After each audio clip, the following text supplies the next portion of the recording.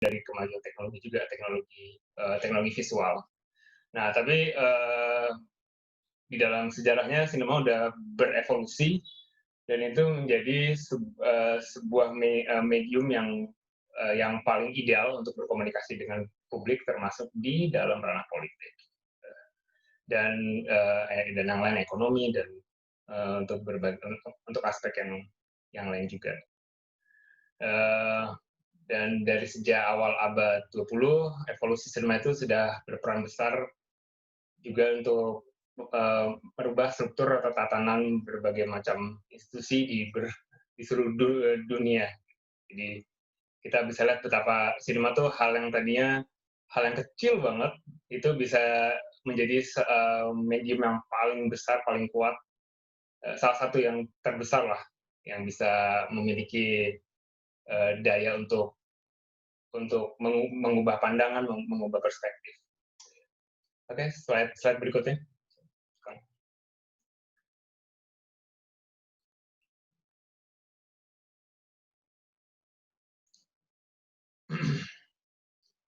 Ya, jadi relasi sinema dan sejarah itu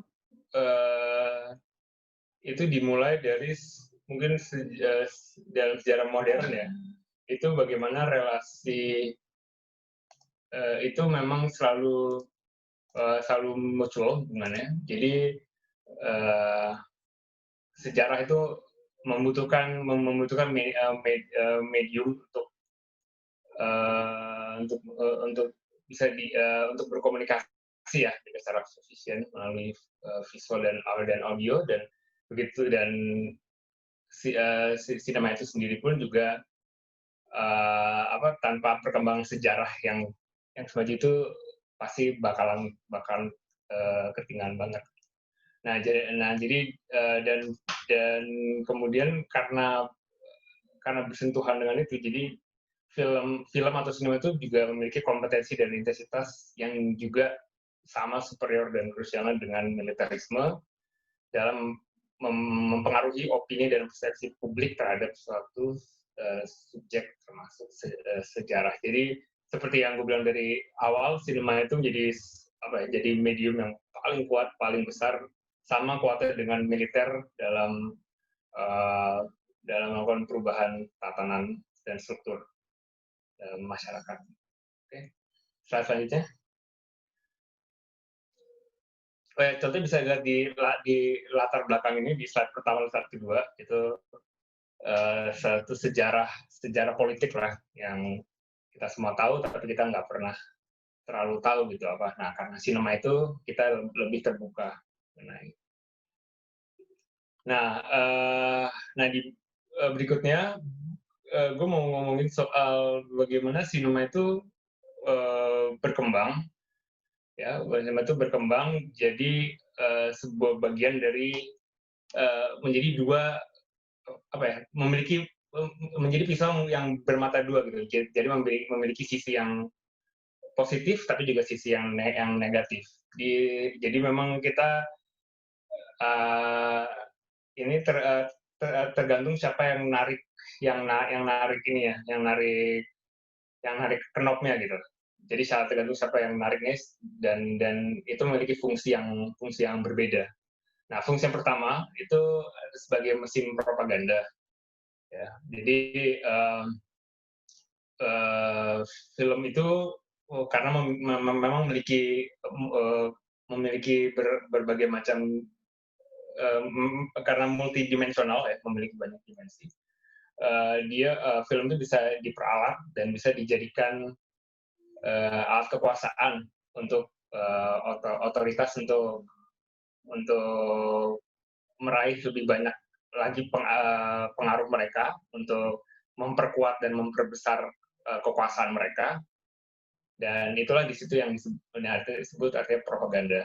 Jadi propaganda itu memang medium yang paling yang paling kuat, yang paling bisa menggandeng orang, bisa bahkan memaksa orang untuk mengikuti mengikuti kepercayaan atau itu untuk mengikuti ideologi yang mereka jual gitu. Jadi memang ya itulah tujuannya propaganda. Seperti yang kayak ditampilkan di poster ini adalah poster film dari film klasik judulnya River Madness. Ya, itu film anti ganja. Jadi itu anti narkoba di Amerika Serikat, dan waktu itu masih sangat konservatif banget Amerika. Jadi mereka memanfaatkan film itu untuk mempromosikan kebijakan drugs mereka gitu, kebijakan drugs pemerintah saat itu. Jadi memang itu di film itu digambarkan kalau ganja itu bisa bikin perempuan jadi gila seks, perempuan terus laki-laki jadi nggak bisa hidup dengan benar, jadi bikin perempuan bisa bikin laki-laki jadi gila. Pokoknya memperlihatkan bagaimana efek dari ganja itu bisa bikin orang jadi nggak benar jalan hidupnya. Nah, gitu. Jadi, di satu sisi memang itu kita terlepas ya dari itu benar apa enggak, tapi memang itu memang dimanfaatkan oleh penguasa untuk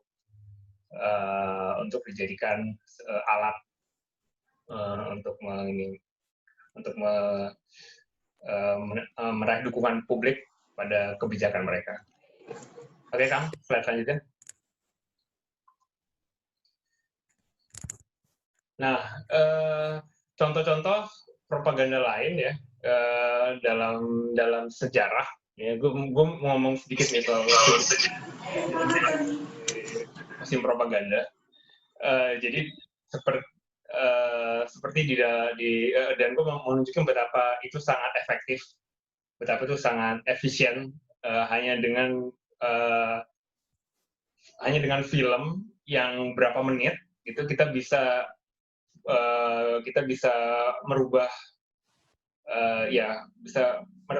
merubah opini publik gitu sebuah opini orang dengan biaya yang nggak terlalu besar. Kita bisa mempengaruhi pikiran orang lain. Nah, seperti di era kekuasaan Nazi di Jerman. Nah, ini ada sutradara namanya Leni Riefenstahl, dia simpatisan Nazi, dan dia bikin banyak film-film propaganda Nazi. Salah satunya ada Olympia sama Triumph of the Will, yang fotonya ada saya posting juga di halaman ini. Nah, itu foto dari potongan adegan dari film media Triumph of the Will, itu tentang kampanye Hitler saat ditampil di Nuremberg. Dan itu saat Leni Riefenstahl itu menjadi ikon dari kejayaan dan keemasannya Nazi. Saat Nazi mulai naik kualitasnya dan semakin kuat. Nah, terus di Uni Soviet juga ada film propaganda, dan itu dianggap film propaganda yang paling kuat, paling efektif juga, itu juga Battleship Potemkin. Mungkin udah ada yang pernah nonton di sini. Jadi itu propaganda yang pro Bolshevik. Itu untuk revolusi Oktober atau revolusi komunis, ambil alih dari feodalisme. Dan itu juga dianggap, dan itu benar-benar propaganda yang juga populer bukan hanya di Uni Soviet tapi juga di Barat dan di seluruh dunia. Nah, tapi itu contoh propaganda di negara-negara yang otoriter atau totaliter, bahkan negara yang memang sudah dari awal dibangun, aparatusnya dibangun untuk menindas, untuk melakukan tindakan yang represif, untuk mengontrol masyarakatnya. Nah, ironisnya di negara yang lebih demokratis, yang lebih terbuka, lebih bebas, itu juga juga memanfaatkan film sebagai mesin propaganda. Slide berikutnya, Kang.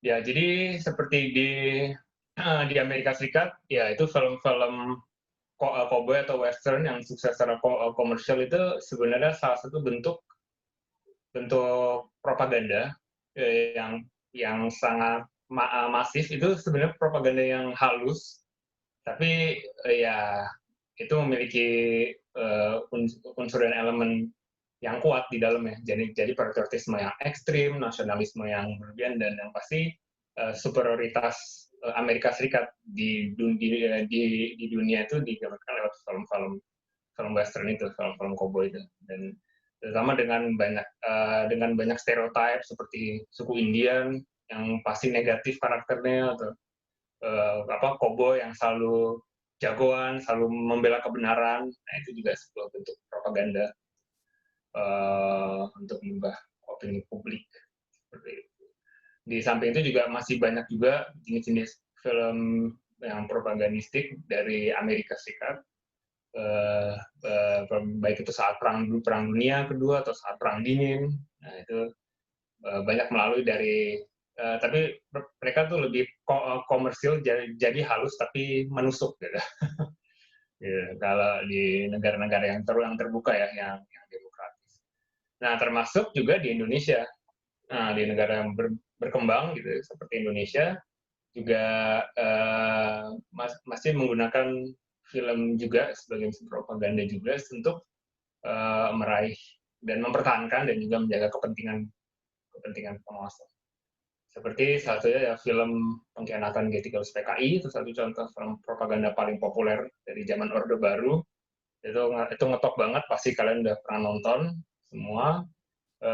Gue sendiri juga udah pernah nonton, itu bagus banget filmnya, tapi memang itu film yang sangat sangat berat sebelah, dan itu sangat pro dengan Orde Baru. Nah, di era reformasi ini juga masih banyak secara halus, tapi itu pasti ada. Propaganda itu yang bias dan penuh pencitraan. Mungkin yang gue bisa contohnya tuh apa ya? Mungkin kayak serial TV itu, serial TV apa 86 tuh, yang betul pencitraan polisi banget tuh, yang dia sama-sama net. Diproduksi sama net itu kelihatan itu propaganda. Kalau menurut gue ya, itu propaganda. Terus ya berita soal narkoba juga, itu juga banyak yang propagandistik juga. Ya banyak deh contohnya gitu. Jadi ya kalian harus bisa lihat sih mana nih yang propaganda, mana yang murni memang seni. Oke, slide berikutnya. Ini adegan dari film Battleship Potemkin, yang film Soviet, film propaganda dari Soviet itu. Nah, ini contoh-contoh film propaganda yang paling terkenal sepanjang sejarah. Ada Birth of a Nation dari US, ini tentang KKK dan politik rasialisme di Amerika Serikat. Di sini ras kulit putih dan Protestan itu menjadi supremasi dan resolusi yang final bagi peradaban Barat. Jadi mereka menolak segala bentuk ya pokoknya ras selain kulit putih, terus orang Jewish, orang Yahudi, orang Katolik dan sebagainya. Nah, terus yang kedua Triumph of the Will, tadi saya udah cerita juga sedikit, itu dari Jerman, itu saudara Leni Riefenstahl mempromosikan manifestonya Adolf Hitler melalui dari kampanye dia di Nuremberg tahun 1936. Terus sama Battle of Algiers, itu kepotong ya. Battle of Algiers, ini film dari Italia tahun 66. Ini filmnya bagus banget, tapi memang ini film propaganda yang salah satu yang favorit gue sendiri. Gue udah nonton 2 kali film ini. Filmnya tentang ya konflik bersenjata dan perang kemerdekaan di Aljazair. Pemerintah Prancis diusirlah dari tanah Aljazair sama pejuang Aljazair. Nah, berikutnya gue mau muter trailer film dari Battle of Algiers. Kalian bisa lihat seperti apa contoh propaganda itu.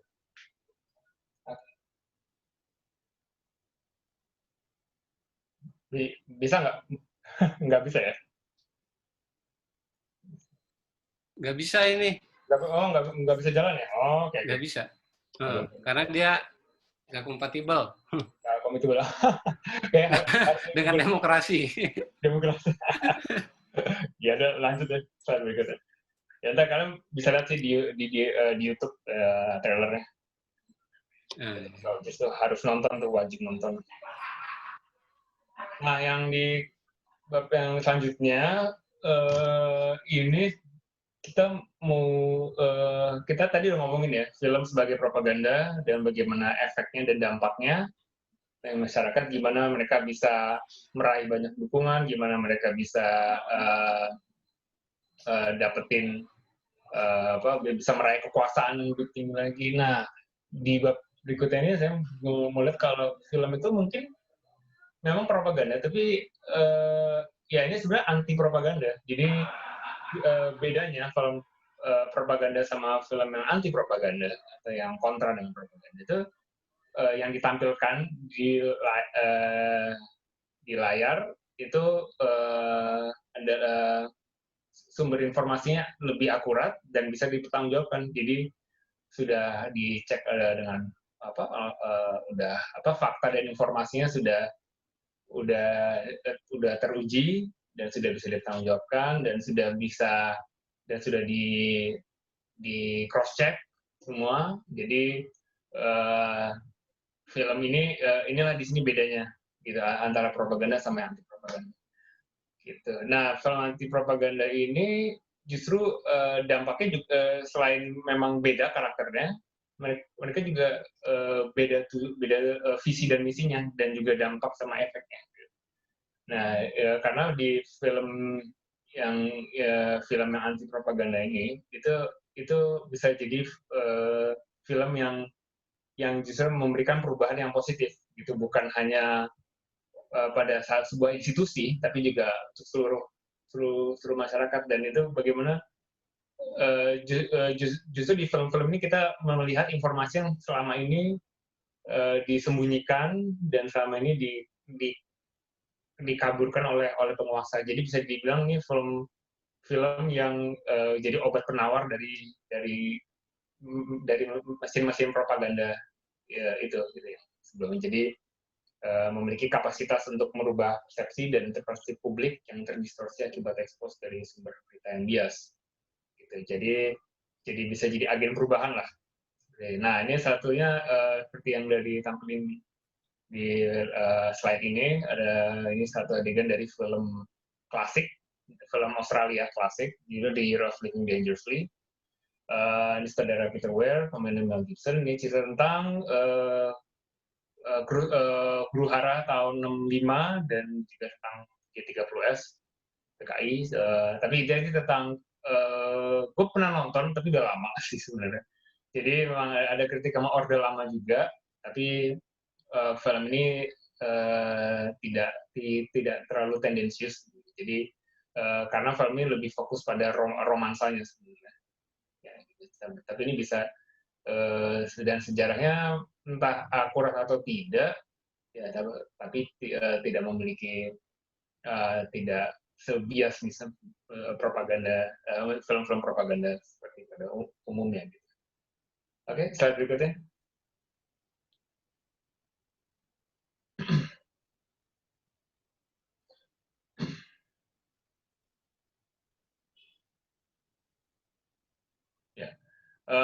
Nah, seperti contohnya di Indonesia sendiri ya, tadi di Revolution Dangerous juga memang tentang cerita di sejarah di Indonesia. Nah, ini saya mau lanjut lagi gimana seperti situasi politik di Indonesia dari sejak masa Orde Baru kan semua udah dibersihin tuh. Sejarahnya udah dibersihkan oleh pemerintah dan mereka yang terlibat di dalamnya demi kepentingan dan kelangsungan rezim itu.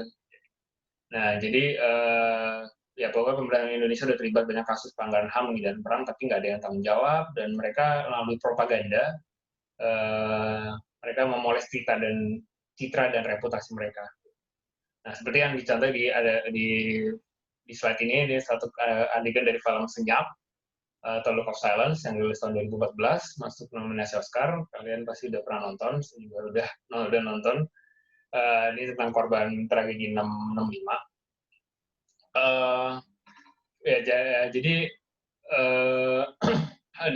di dalam film ini seperti yang gue bilang, jadi ini obat penawarnya gitu. Jadi kalau lo di film-film propaganda dari dari entah dari negara atau dari sebuah institusi, itu pasti semua biasanya kalau di sini yang mengungkapkan tuh kameranya, mengungkapkan tuh visualnya gitu. Apalagi gaya dokumenter di film ini memang lebih ke observasi. Jadi semua kebenaran yang mengalir tuh memang natural gitu. Jadi bukan kebenaran yang didesain dari awal. Gitu. Kita kalau nonton film ini bisa lihat gitu, kalau memang semuanya tuh transparan, semuanya jujur, dan ini mereka nggak bermaksud untuk mempropagandakan atau bahkan mengkapitalisasi tragedi 65. Justru mereka ingin menolong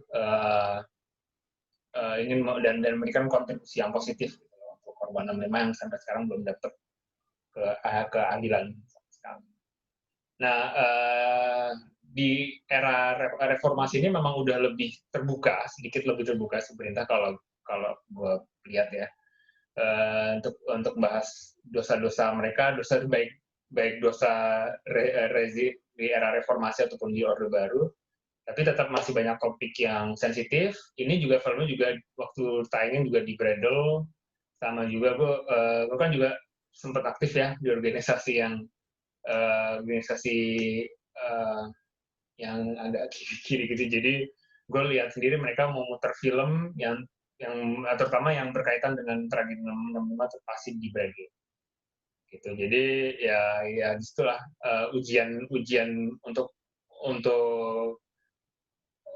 slogan kebebasan berbicara dan kebebasan berpendapat. Jadi kebebasan berpendapat bukan kebebasan yang udah didesain dari awal sama pemerintah, udah diatur sama pemerintah, tapi kebebasan yang nggak ada batasnya. Selagi itu masih kata-kata ya. Nah, bahkan kita sebenarnya harus membela, kalau kita memang percaya dengan kebebasan berbicara, kita harus membela mereka yang berbeda pendapatnya dengan kita. Meskipun kita benci banget pendapat mereka, tapi kita harus bela hak mereka. Gitu. Oke, slide selanjutnya.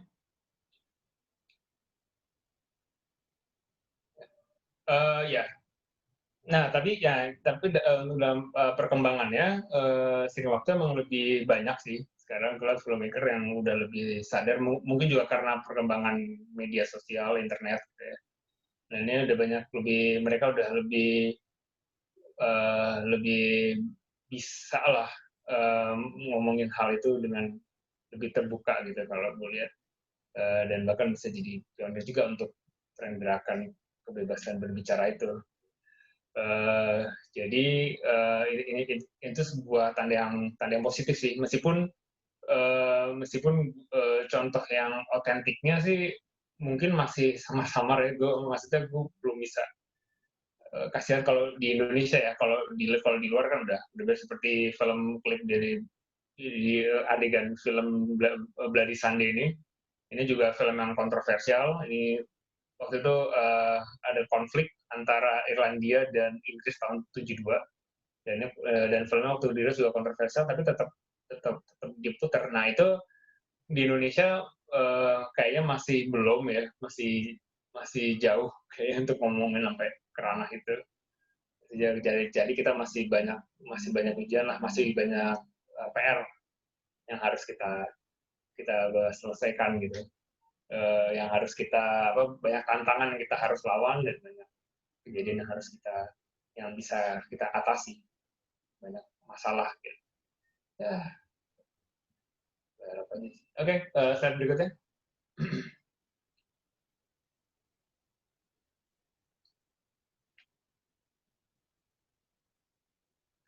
Ya, ini contoh film sejarah dan politik yang anti propaganda, yang memang kita akan semua informasi yang itu bisa dipertanggungjawabkan, dan itu memang yang terjadi sesuai dengan data yang di lapangan. Jadi bukan di manufacture seperti propaganda.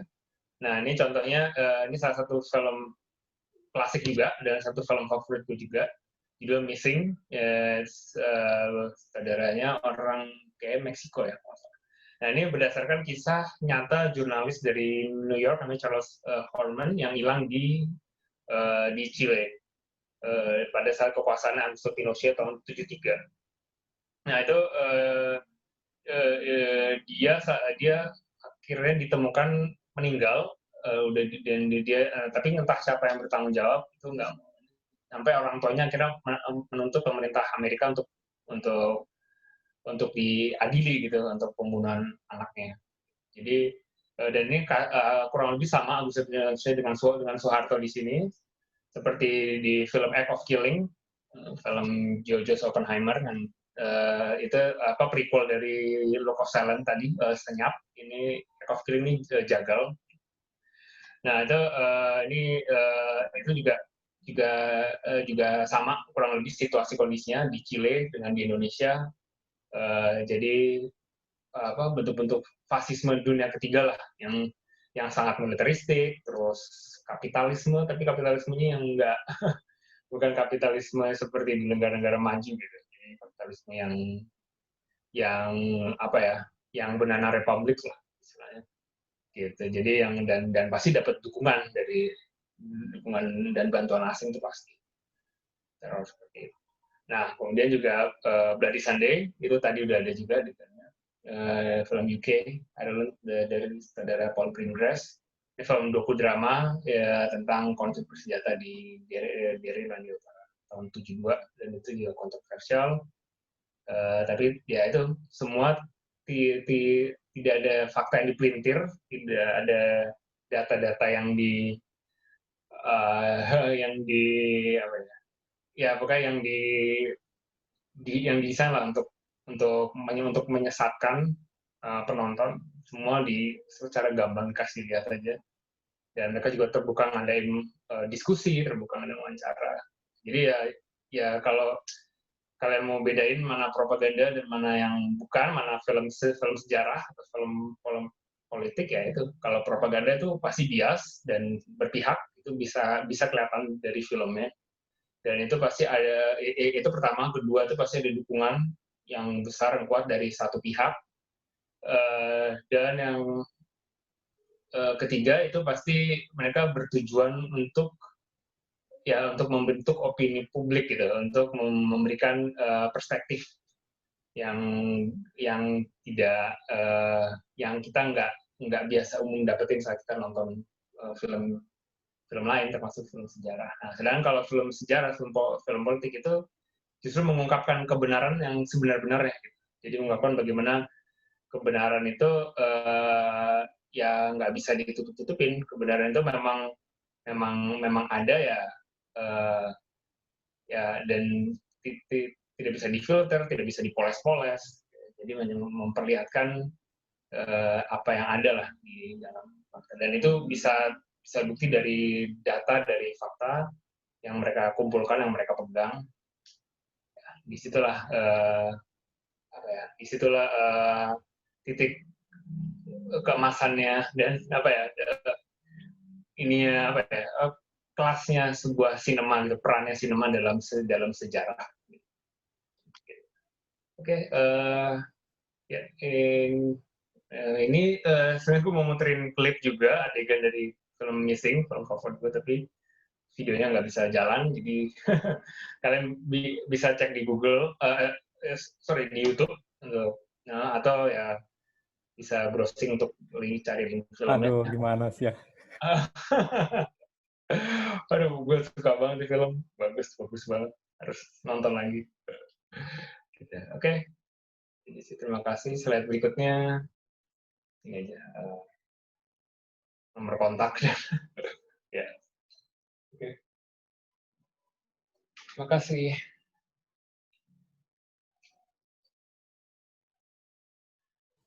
Ya, terima kasih atas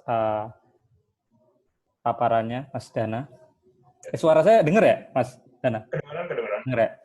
Oke, terima kasih atas paparannya. Tadi lumayan komprehensif ya tentang gimana secara sinema, gimana tentang perbedaan tentang propaganda dan film tidak propaganda, kemudian alur-alur apa namanya tentang tadi juga membahas tentang alur-alur film di Indonesia dan di luar ya. Bagaimana misalnya tadi Mas Dana juga nyinggung tentang film-film propaganda zaman rezim apa namanya Soeharto ya, seperti film-film tadi yang dilontarkan. Tapi sayangnya tadi kita tidak bisa menonton beberapa cuplikan ya karena terkendala teknis, itu sayang banget. Dan mungkin nanti teman-teman bisa ini ya, bisa ditonton ulang nanti karena mungkin nanti materi akan di-share di grup. Oke, yang selanjutnya mungkin ini dari Mas Dana, materi selanjutnya. Mas Dana akan membahas dari sisi literasi dan mungkin perkembangan sejarahnya. Silakan Mas, sorry kok Mas Dana, Kang Dida. Silakan Kang Dida. Terima kasih. Grogi nih gara-gara Mas Dana. Oke, terima kasih. Assalamualaikum warahmatullahi wabarakatuh. Kawan-kawan, selamat malam. Ini forum yang sangat spesial karena kita berdiskusi tentang sejarah di hari atau pada tanggal 30 September. Yang mana pada hari ini kita kenal dengan sebuah peristiwa atau tragedi yang sangat populer sampai sekarang, yang sampai saat ini hari ini itu selalu digunakan oleh kalangan elit tertentu untuk menciptakan narasi-narasi yang tidak berdasar. Nah, pada kesempatan ini saya ingin berbicara tentang aspek dari sejarah ataupun dari filsafat sejarahnya dan literasi ya. Nantinya juga kita akan menyinggung secara singkat, secara secara sambil lalu saja tentang bagaimana perkembangan industri film yang ada di Indonesia. Tadi saya menyimak dari pemaparannya Bung Dana, itu sangat menarik ya. Saya sebagian besar film-filmnya saya belum nonton itu karena film 1920-an terus 30-an. Karena saya itu paling mentok di tahun 1960-an ya.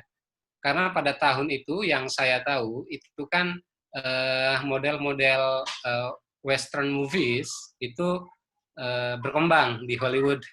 Jadi pada tahun 1960-an sekitar 64 sampai 66 itu ada film yang sangat terkenal itu Trilogi Dolar. Trilogi Dolar dari Sergio Leone itu yang dibintangi sama Clint Eastwood. Itu film memang seru banget, bagus banget. Terus juga soundtrack-nya juga keren. Nah, maksud saya paling jauh-jauhnya saya paling sampai situ, nggak sampai tahun 1920-an. Itu jauh banget. Nah, di kesempatan ini saya ingin berdiskusi tentang aspek sejarah. Jadi ini saya ingin menampilkan, ya ini bahan saya. Jadi sebenarnya tulisan ini tulisan yang sudah beberapa tahun saya tulis dan saya pikir semakin kesini kok masih saja relevan gitu ya. Kenapa ya? Karena narasi yang muncul pada hari ini, pada tanggal 30 September, ini kan narasi yang sebenarnya diulang-ulang terus gitu. Diulang-ulang terus dan akhirnya menjadi sebuah pola gitu. Kan yang namanya hoax atau kebohongan, iya, pokoknya sebuah kebohongan yang apabila diulang-ulang secara terus-menerus, itu akan menjadi dalam tanda petik sebuah kebenaran gitu ya. Jadi karena terus diulang-ulang, akhirnya orang tuh percaya, ya memandang bahwa itu menjadi seolah-olah kebenaran. Nah ini saya mengutip Pak Haidar. Pak Haidar Bagir tuh dia cendekiawan Muslim, lalu juga dia dosen saya. Dosen waktu menempuh studi S2. Nah dia itu menulis tentang amnesia buku ya. Jadi dia itu menyoroti tentang rendahnya mutu literasi kita. Jadi dari 61 negara, Indonesia itu kurang lebih hanya menempati posisi kedua dari belakang. Jadi mungkin dia posisinya 60 gitu ya, dari 61 negara. Dari tingkat literasi itu. Jadi memang sangat menyedihkan. Nah, Lalu di era digital sekarang, ya, di era digital sekarang, ya tentu saja teknologi digital itu memberikan kemudahan kita ya, memberikan masyarakat secara umum itu kemudahan untuk mengakses informasi. Jadi kalau sekarang itu ada yang kita bisa ingin tahu sesuatu, kita bisa Google dan lain sebagainya. Sehingga akses informasi itu begitu cepat. Nah, ya karena apalagi sudah ada web, blog, dan lain sebagainya. Ya. Tapi menurut Pak Haidar sendiri, itu justru menjadi tantangan tersendiri, di mana cepatnya informasi itu tidak dibarengi dengan kedalaman dan keluasan. Saya nggak jauh-jauh deh, misalnya dari grup WhatsApp yang paling dekat atau keluarga dan lain sebagainya ya. Ya tentu saja mereka itu nggak membaca artikel-artikel yang utuh gitu. Satu artikel yang misalnya sekitar 1.000 karakter, ya itu terlalu panjang bagi mereka. Tapi mereka itu jelas gitu ya. Di grup WhatsApp itu lebih senang membaca broadcast yang entah kebenarannya itu bisa divalidasi atau enggak gitu. Jadi itu yang tantangannya. Jadi satu sisi kita mendapatkan informasi yang sangat cepat, tapi di sisi lain kita kehilangan kedalaman dan keluasan. Karena memang kita itu dibuat serba instan, apalagi ada media audiovisual seperti YouTube dan lain sebagainya. Nah, jadi hal itu pula yang saya pikir kalau kita kaitkan dengan peristiwa pada hari ini, yang peristiwa sekarang, itu kan juga terkait dengan rendahnya literasi ya, rendahnya literasi. Jadi ukuran literasi itu kan tadi itu mereka itu cenderung membaca tulisan-tulisan yang pendek, tapi enggan sekali untuk membaca yang tulisan lebih panjang. Jangankan satu artikel yang 1.000, jangankan buku atau koran yang memuat berbagai informasi, tulisan yang kurang lebih 1.000 karakter pun kan juga agak sulit gitu ya untuk dibaca oleh masyarakat secara umum. Jadi memang indikator dari rendahnya literasi itu di Indonesia itu ya sebenarnya gampang sekali kita lihat. Itu ada di mana-mana. Ya, yang paling dekat itu ada di grup WhatsApp. Entah itu grup WhatsApp pertemanan maupun yang lebih partikular lagi adalah grup WhatsApp keluarga gitu. Itu yang terkait dengan mutu literasi kita yang sebegitu rendahnya. Dan kaitannya dengan sejarah? Saya pikir karena mutu literasi kita sangat rendah, ya otomatis orang itu cenderung mendapatkan informasi yang nggak utuh juga. Jadi maksudnya dengan cepatnya informasi, yang tentu saja informasi itu begitu singkat, sehingga pada akhirnya masyarakat secara umum itu kan juga menerima begitu saja informasi-informasi yang sebenarnya belum tentu kebenarannya itu bisa divalidasi. Jadi misalnya yang dulu itu digerakkan-gerakan pernah itu ada, saya contoh ya, waktu itu masih ramai di media sosial, itu tahun 2015-2016, itu salah satu tokoh agama, ya salah satu ustadz lah, itu gencar membicarakan bahwa perempuan itu memang kodratnya misalnya di rumah gitu ya, sumur, kasur, dan dapur. Lalu dia pendasarannya itu pendasaran ayat-ayat suci Al-Quran gitu. Nah, lalu itu kan sebenarnya nggak utuh itu, pembacaan sejarah yang tidak utuh. Nah, maksud saya model informasi yang seperti itu, yang instan, yang mana Ustadz itu punya cukup jemaah yang sangat banyak, otomatis kan orang secara umum menerima begitu saja. Jadi tidak mau mengkaji secara lebih dalam. Apa sebenarnya isu yang berlangsung ketika itu. Lalu saya kira ya, tentu dalam saya di sini mengajukan sebuah alternatif. Jadi maksud saya untuk mengatasi hal itu ya kita perlu apa yang kita sebut sebagai literasi. Jadi literasi dalam arti bahwa, jadi literasi itu kan tidak hanya kemampuan melek huruf, tapi sebenarnya literasi itu, khususnya literasi media maupun literasi dalam hal yang lain tentunya, itu adalah semacam kemampuan untuk menganalitis gitu ya. Kemampuan untuk menganalisis. Jadi kalau kata dosen saya itu Pak Eka Wenats gitu ya.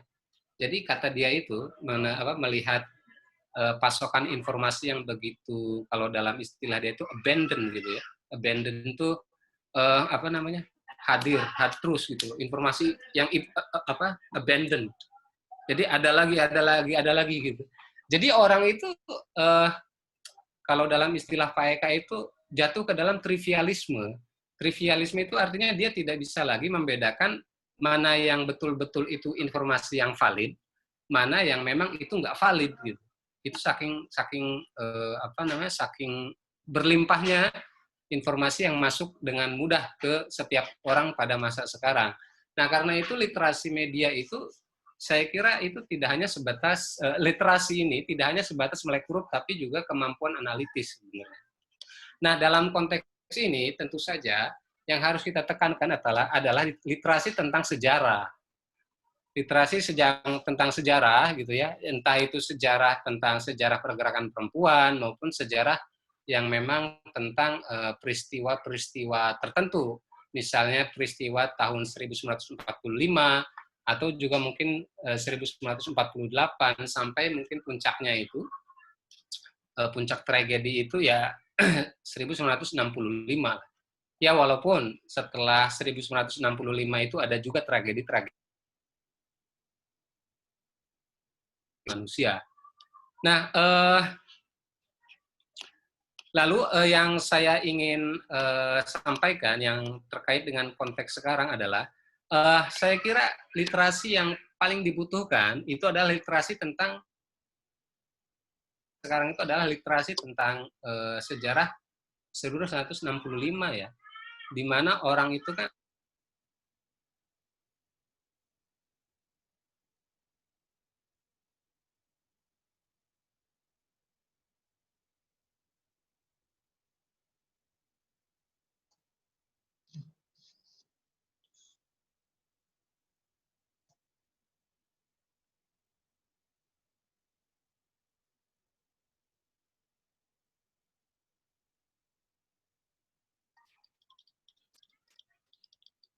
ya, halo Rick, saya sempat terputus tadi, oke ya?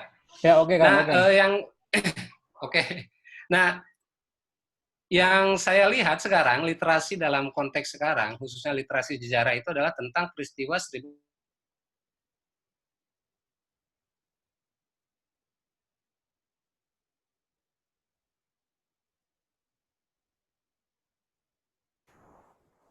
Putus Kang.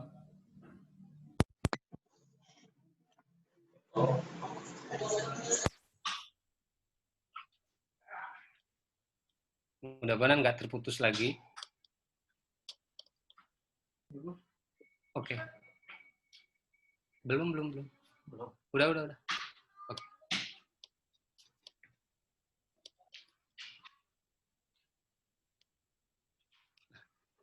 Nah, misalnya ya orang itu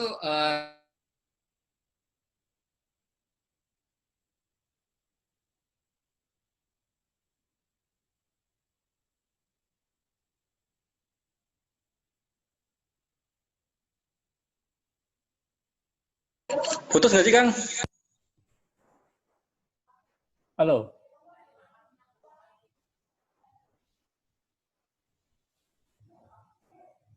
Halo Kang.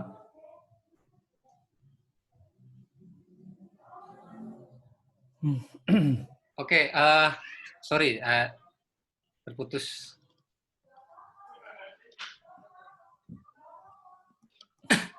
Nah, misalnya tentang narasi-narasi 1965 ya, kita bisa melihat misalnya bagaimana peran Orde Baru dia mengulang-ulang sebuah narasi melalui sebuah film propaganda tadi tentang tentang G30S, Gerakan 30 September. Saya perlu klarifikasi juga kepada kawan-kawan, saya tidak menyebut G30S PKI ya, tapi saya menyebut G30S Karena memang pada tahun itu, pada tahun 1945, itu memang PKI bukan dalang satu-satunya ya. Maksud saya, ya mungkin ada PKI-nya, tapi juga ada faktor yang lain. Gitu. Ada juga intervensi yang lain. Nah, kalau kita lihat bagaimana proses penyebaran narasi itu begitu gencar, itu memang dengan cara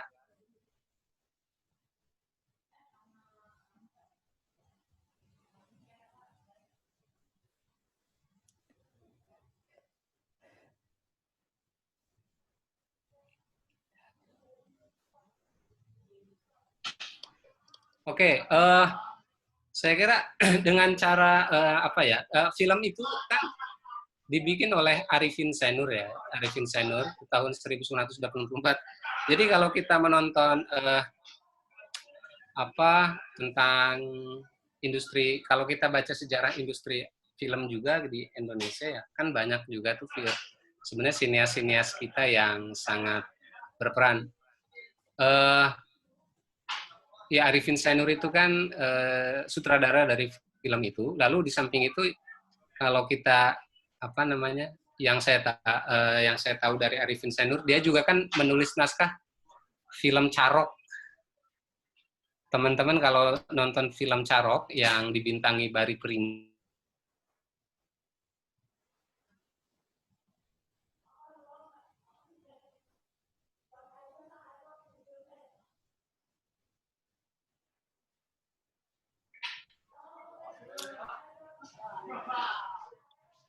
Ya, ya ini terputus-putus, entahlah ini ya, namanya juga koneksi. Iya, 30 September juga sih ini. Nah, artinya narasi-narasi, oke deh, saya persingkat aja deh, mungkin karena memang ini terputusnya koneksi ini membuat saya harus mempersingkat.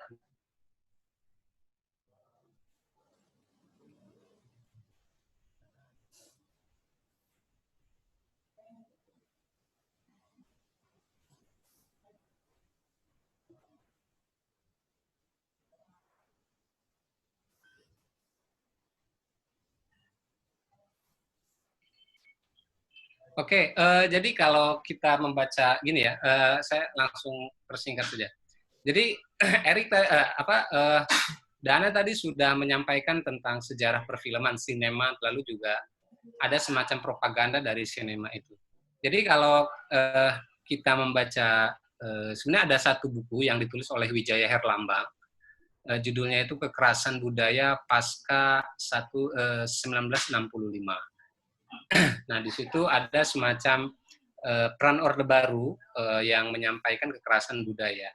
Nah, jadi kekerasan budaya itu melalui dua hal kalau menurut kita mengacu kepada Wijaya Herlambang itu. Pertama itu adalah kekerasan melalui sastra, yang kedua itu adalah kekerasan melalui film atau sinema.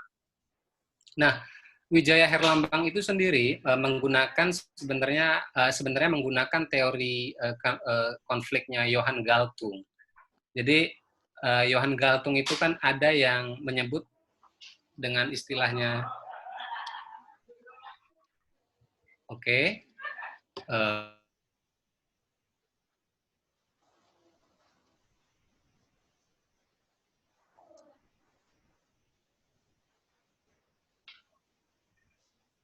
Nah, Johann Galtung itu kan ada kekerasan kekerasan yang sifatnya struktural maupun kekerasan yang sifatnya itu langsung atau individual gitu ya.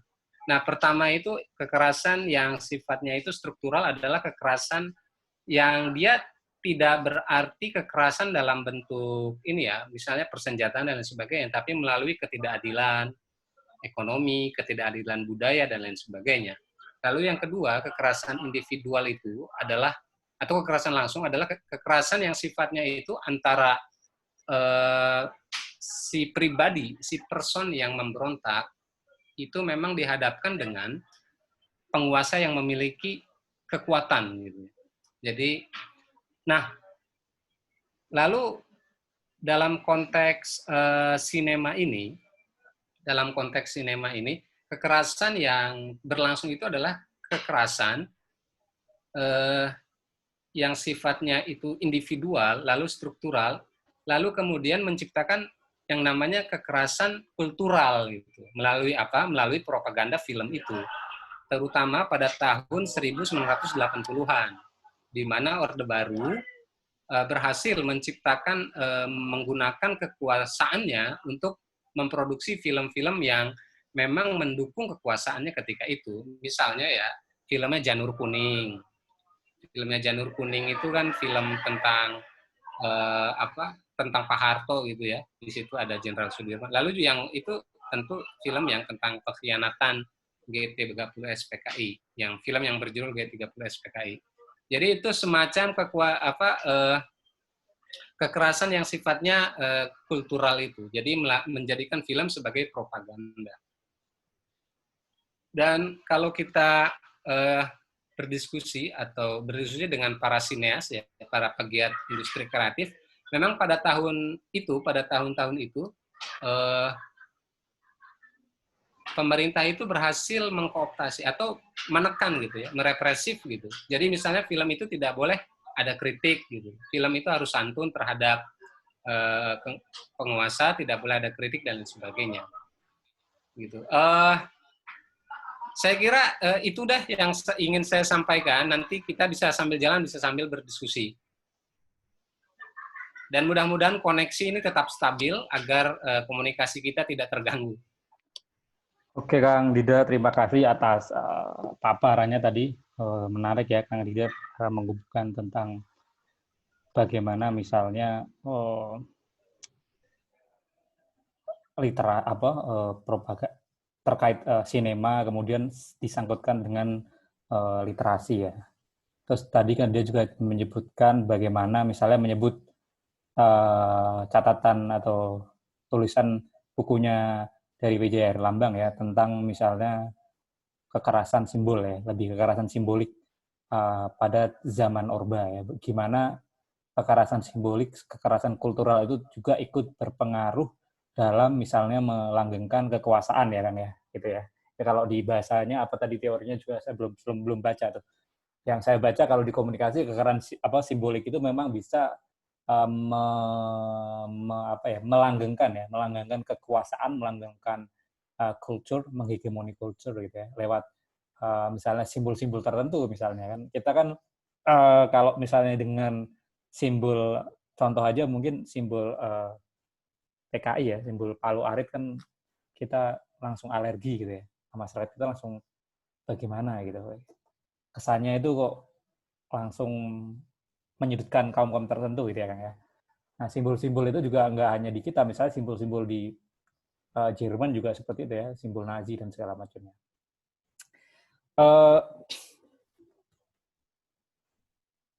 Aku ada sedikit ini sih Kang. Kalau di tadi juga Kang Dida membahas tentang bagaimana misalnya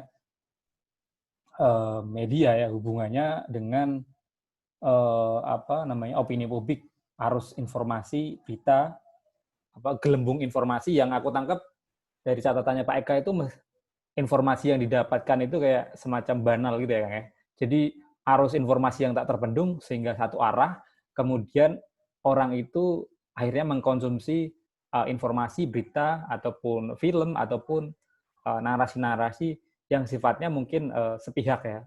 Misalnya narasi penguasa, ataukah narasi dari media penguasa, dan segala macam, sehingga tidak ada satu narasi alternatif pembanding ya. Kalau orang-orang sejarah ngomongnya, saya bukan sejarah kan bilang bahwa sejarah itu harus dibaca dengan berbagai versi ya, versi penguasa, kemudian versi orang kalah pun harus dibaca ya, versi orang kalah seperti apa sih, sehingga kita bisa meletakkan satu kerangka pikir yang menurut saya mungkin bisa biar imbang ya, seperti itu. Itu yang saya tangkap dari catatan-catatan yang saya tangkap tadi. Saya juga tadi agak tersendat-sendat dikit juga agak ini ya, jadi nggak terlalu ini. Tapi film-film juga banyak ya, udah bermunculan film-film yang memang counter attack dari misalnya film-film dari zaman Orde Baru ya, film-film yang muncul ya, masih kayak The Look of Silence, kemudian Senyap, kemudian sekarang juga Living on the Edge, kemudian berbagai film. Dan hari ini kalau nggak salah Pusat sama Narasi juga ngeluarin film tuh, Kang, tentang bagaimana saya sempat tadi nonton filmnya Pusat sama Narasi, itu 2 film. Dan dari sisi korban kekerasan itu, Memori 65. Memori 65 ya. Jadi dia menampilkan 2 sisi ya, antara pelaku dan korban, anak pelaku dan anak korban. Ternyata anak korban pun selain anak korban yang memikul tanggung jawab, ternyata anak pelaku pun ternyata pasca pembantaian 65 itu juga dia memikul beban berat ya. Akhirnya kemudian kedua ditemukan dan bisa ngobrol ya, bisa saling terbuka bahwa ingatan sejarah, memori itu harus diselesaikan gitu ya, seperti itu ya. Seperti kasus-kasus HAM lain. Kemudian juga misalnya banyak ya, misalnya anak dari X30G30 SPI, kayak misalnya anak-anaknya kemudian dengan anak pahlawan revolusi kan kumpul juga ya, mendirikan satu forum juga untuk bukan mengenang sih, istilahnya sejarah yang dulu yang seperti apa biar ke depan bisa menatap yang lebih bagus ya, rekonsiliasi dan segala macam. Itu menarik menurut saya. Di tengah misalnya sekarang isu-isu tentang propaganda tentang misalnya naiknya Partai Komunis, kemudian anggotanya banyak berapa, segala macam yang menimbulkan ketakutan dan kayaknya hanya untuk narasi-narasi politik ya, yang saya lihat seperti itu, yang saya lihat ya, ini ya perspektif saya. Nah itu catatan pengantar dari saya. Mungkin saya buka pertanyaan ya. Ini dari kawan-kawan, ada berapa nih? Lumayan banyak banget, ada sekitar 130-an. Silakan kalau ada pertanyaan dari kawan-kawan, mungkin ada tanggapan atau ada sanggahan dari paparan Mas Dana atau Mas Ida. Atau Mas Ida, Mas Dana mau nanggapin lagi, mau nambahin lagi, silakan, monggo. Ya, saya pikir ini juga, Pak Rick, saya tadi karena ada film-film yang sekarang tuh sudah bermunculan banyak film ya tentang narasi 65 itu. Terutama memang betul tadi Pusat yang berkolaborasi dengan Narasi TV. Narasi TV itu punya Najwa Shihab ya. Narasi TV itu ada filmnya Memori 65. Dan sebenarnya ini Rick, yang kawan-kawan yang saya lupa tadi ya, saya baru keinget tadi. Jadi peristiwa 65 itu banyak menginspirasi belahan-belahan dunia lain lah sebenarnya. Gitu. Jadi memang tragedi itu ya. Jadi waktu itu ayah saya itu ex-anggota, bapak bukan kira ex-anggota kan. Bapak itu waktu saya ngobrol sama dia, nah bapak itu cerita tentang 65 waktu tahun 65 ayah saya bapak itu usia 15 tahun, jadi dia itu sudah udah mulai ya, zaman dulu kan 15 tahun tuh ya udah dewasa lah ya, beda sama zaman sekarang. Jadi banyak dia cerita lah tentang 65 dan sebagainya. Lalu dan kalau kita nonton film-film, halo, suara saya jelas, Rick? Jelas, Kang. Dengar, Kang. Oke. Nah, di sini sempat unstable soalnya. Jadi kalau misalnya kita kan nonton film-film Taxi Driver gitu ya. Ya, Rick. Lalu film Korea yang tahu film judulnya 1987, 1987. Nah, itu kan bagaimana stigma anti komunis itu digunakan oleh para penguasa untuk membungkam para sebenarnya untuk menutupi gaya otoritariannya gitu. Jadi kayak misalnya Anda mengkritik pemerintah itu nanti di stigma, wah ini dia itu komunis gitu loh. Kita ini kan harus kita basmi kayak gitu. Nah itu sebenarnya Taxi Driver itu tujuannya apa? Ini komunis juga ya? Ya, jadi maksudnya itu sebenarnya ada kaitan juga dengan 65 di Indonesia. Jadi bagaimana tragedi 65 itu menginspirasi negara-negara lain untuk melakukan hal yang sama gitu. Itu saya kalau nggak salah ingat itu Tirto yang memuat itu, Tirto ID yang memuat tentang itu. Jadi memang besar sekali itunya, pengaruhnya. Pengaruhnya kayak. Iya. Kalau di Taxi Driver itu memang tujuannya demonstrasi mahasiswa juga sama ya, dituju komunis juga ya, yang nentang pemerintah itu. Apakah Iya betul. Iya, caranya iya. seperti itu saya juga nggak tahu ya. Maksudnya demokrasi itu memang mahal harganya, prosesnya mesti itu juga represif juga ya Kang ya. Di beberapa dibantai juga ya, dan media juga ngeliputnya juga nggak nggak full gitu ya. Yang dibantai berapa, kemudian yang ditawarkan yang di expose berapa gitu ya. Yang di film Taxi Driver itu ya. Terus apa Bung Dana mau nambahin silakan. Gue mau nanya aja, Taxi Driver yang tahun berapa ya produksinya? Itu film Korea film Korea baru. Okay. Oh, gue belum nonton. Bintang filmnya yang itu loh, tau nggak sih yang peran di Parasit tuh. Itu ngambil kisah nyata sih bro, kisah nyata seorang jurnalis dari dari Jerman gitu ya, kemudian datang ke Korea ingin meliput salah satu kayak distrik gitu ya, kota itu yang memang itu menentang pemerintah waktu itu ya, dianggap represif, dianggap segala macam, mahasiswa demo dan kota itu ditutup oleh pemerintahnya lokal segala macamnya, dan itu yang dibantai mahasiswa juga banyak banget. Nah yang dituduh mahasiswa itu ya terlibat komunis dan segala macamnya sama gitu. Oh gitu. Oh, belum. Itu film baru ya? Baru sih, baru. Oh. Sama ini kayaknya Kang, sama modelnya yang di film saya lupa ya, film yang dibintangi Emma Watson tuh yang tentang angkat kasus Chili gitu ya. Itu juga kayaknya mirip-mirip juga ya, sama ya. Emma Watson. Modelnya di Chile tapi ya, di bawah Allende itu juga sama ya model-model. Kan itu kudetanya kayak sama ya, mirip kudeta Jakarta ya. Penjelasan kudeta Jakarta ya, di bawah under sosialisme Allende. Iya. Allende kan di kudeta sama Pinochet kan gitu. Tapi Allende terpilih secara demokrasi. Tapi mahasiswa yang dituduh itu juga kayaknya sama, dituduhannya juga sama, pro komunis, pro sosialis dan segala macamnya.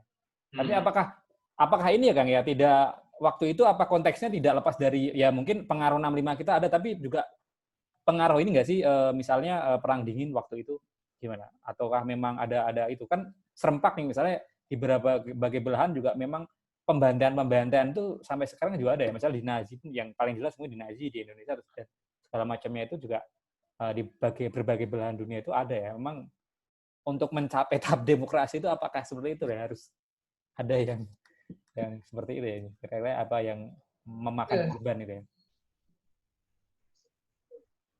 Maksudnya kita memperjuangkan demokrasi atau maksudnya itu bagian dari proses berdemokrasi, kekerasan itu yang lo tanyain. Jadi kalau menurut gue maksudnya kalau yang lo maksud kayak negara yang sedemokrasi apapun itu juga kayaknya tetap punya beban di belakang sih, maksudnya tetap punya pakai apa ya, dirty laundry kali apa ya, jadi tetap punya masa lalu yang buruk gitu loh. Jadi mau demokrasi apapun gitu. Jadi memang pembantaian tuh kan banyak terjadi, kayak misalnya Inggris deh ya. Inggris itu demokrasi udah dari sejak lama. Ya, tapi di luar Inggris mereka bertindak seperti Nazi di India misalnya.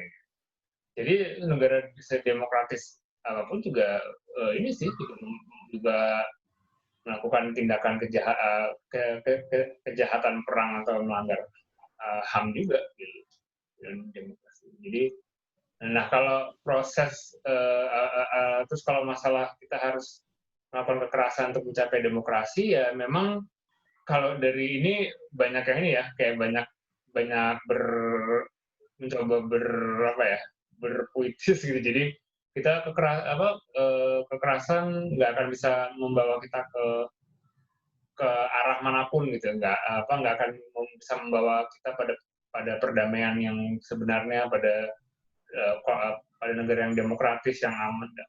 Tapi memang dalam sejarahnya sih kalau gue perhatiin hampir semua negara yang sekarang demokratis kayak Amerika Serikat, kayak Inggris itu masyarakat itu pasti bentrok, pernah ada sejarah kekerasan gitu. Jadi banyak demo, banyak protes, banyak ya itu seperti yang lihat sekarang juga kan, kayak gerakan hak sipil sama gerakan buruh itu semua pasti berdarah, itu semua pasti penuh kekerasan. Ya, jadi memang ya sulit sih kalau memang bisa didapetin secara demokratis. Maksudnya benar-benar jadi apakah itu harga sebuah demokrasi atau memang itu ya nama penguasa ya. Jadi solusinya sindikalis nih. Kenapa? Keren banget nih. Ya kan, perspektifnya mesti mengarah ke situ. Ya udah lah. Cek nih, gitu, direkam loh ini. Oke, kita tanya Kang Dida loh ya kan. Oke. Mas Dida coba. Kang Dida. Gimana Kang, tanggapannya Kang? Ya, sorry Rick, tadi gue terputus itu. Apa sih tadi pertanyaannya? Ya, apakah misalnya kan tadi Kang Dida menyebutkan bahwa misalnya negara-negara peristiwa 65 itu kan mematik negara-negara lain gitu ya, yang ternyata ada peristiwa terkait ya. Contohnya misalnya di Taxi Driver di film ya, jadi konteksnya kan di film ya. Film Taxi Driver itu juga menceritakan hal yang sama, misalnya mahasiswa yang protes dalam satu distrik kota, kemudian ditutup, akhirnya banyak yang meninggal, kemudian mahasiswa itu ditutup komunis seperti itu ya. Dan sampai sekarang pun kayaknya berapa jumlah segala macam itu juga masih dirahasiakan gitu ya. Dan apakah kalau Kang Dida tadi beranggapan bahwa ini untuk menutupi gerakan militeristik misalnya gitu ya, di manapun di dunia. Apakah jalan terjal menuju demokrasi itu ada seperti itu ya, ada kekerasan, saya ini coba berpikir terbalik, apakah seperti itu menurut Kang Dida dari kacamata film gitu ya? Saya nggak tahu ya kalau teorinya gitu ya, apakah memang sebuah bangsa itu harus melalui proses kekerasan untuk mencapai sebuah tatanan yang demokratis atau enggak gitu. Tapi memang kalau kita melihat sejarah-sejarah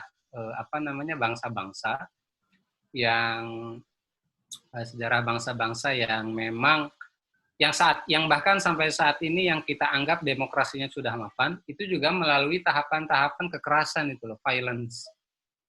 Jadi kalau kata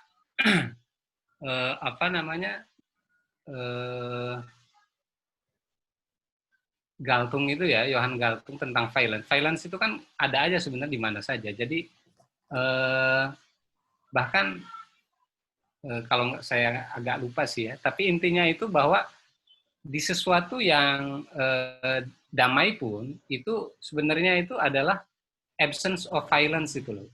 Sesuatu yang damai itu karena tidak adanya kekerasan itu gitu, bisa didefinisi seperti itu. Nah, bahkan Amerika Serikat pun yang kita anggap sebagai sebagai negara yang demokratis itu kan sebenarnya juga mengalami tahapan-tahapan kekerasan, terutama pada tahun 1850-an ya, di mana itu kan juga ada terjadi perang saudara yang sebenarnya dipicu oleh perdebatan tentang penghapusan perbudakan. Jadi memang kalau kita lihat proses atau tahapan-tahapan demokrasi itu memang saya pikir hampir nggak ada gitu ya, hampir nggak ada negara yang sepenuhnya terbebas dari proses kekerasan gitu. Ya walaupun kita semuanya memang anti terhadap kekerasan pada dasarnya. Jadi konflik itu kata Galtung itu, konflik itu pasti akan selalu ada. Tapi yang terpenting dari konflik itu adalah manajemen konfliknya itu. Bagaimana kita bisa mengatur konflik itu berjalan dalam sebuah masyarakat. Ya, terima kasih. Oke, kawan-kawan mungkin Mas Ano atau Mas Uki, Mas Adi ada tanggapan mungkin, silakan kalau misalnya ada tanggapan-tanggapan atau unek-unek.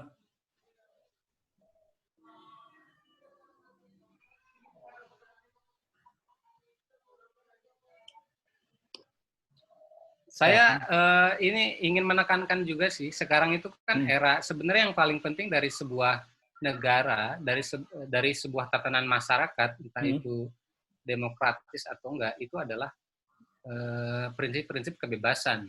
Gitu. Artinya saya sangat menjunjung tinggi kebebasan individu, kebebasan untuk berserikat dan lain sebagainya.